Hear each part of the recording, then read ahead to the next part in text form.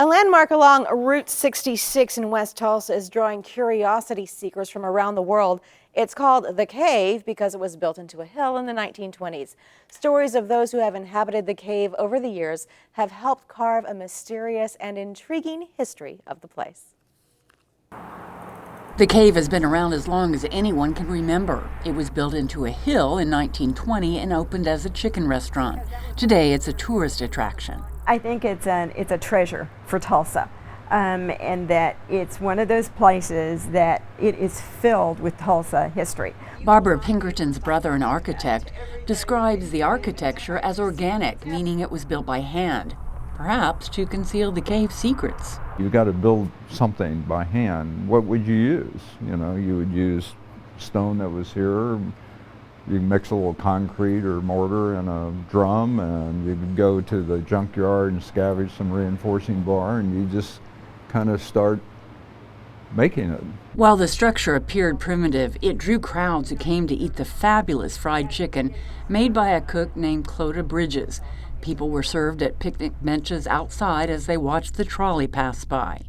Linda Collier has owned the cave for 18 years. During that time, she has pieced together its sordid history. When I was doing research about this place, because it was built during Prohibition, chicken coops and chicken restaurants were often a place you could get alcohol. So that was a little code for being able to get alcohol there. So of course this was a chicken restaurant. You would pay at this little white building, or you would go over to this building and you would check in the evening, and if you knew the word for the day, you were going to come in the front door.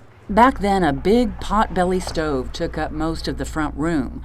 Behind it was a fireplace that has now been sealed off. You would walk up into a very primitive looking fireplace, up some stairs, and then you would turn to the left and go down some stairs, and it led to this big ballroom or speakeasy.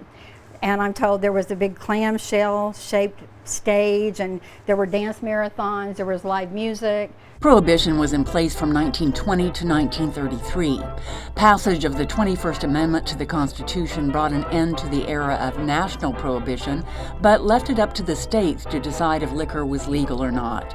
Oklahoma left prohibition in place another 26 years until 1959. During that time, Oklahoma was a hotbed of speakeasies and bootlegging. Collier says a discovery under some floorboards confirmed stories that the cave was a stash house where bootleggers hid their brew.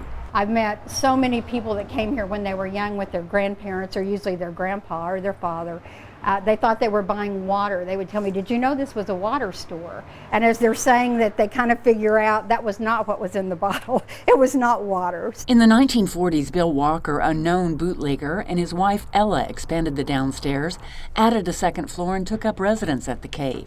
This photo shows Bill Walker surrounded by television sets as he sits in the living room. I had found out that the bootleggers in the area by the University of Tulsa were often TV repairmen.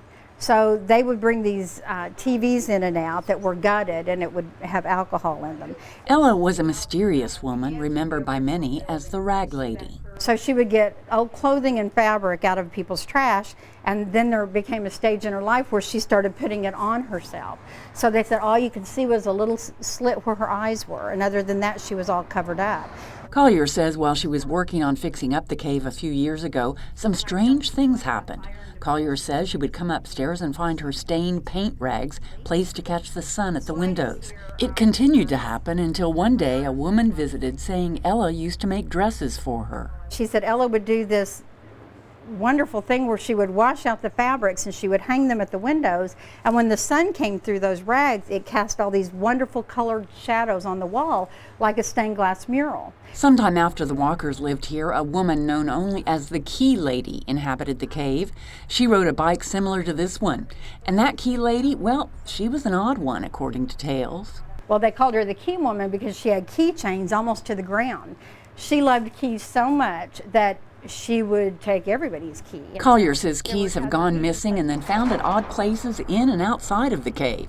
Stories about this place have been carried far and wide. I now have met people from all over the world. As a matter of fact, people will bring me keys to donate to the Key Woman. I have keys from Romania, Ireland. Still, a lot of questions about it remain. One gnaws at Collier. Did the speakeasy and the bootlegger tunnels leading into the cave give way to shifting earth? Or are they still buried deep under the hill?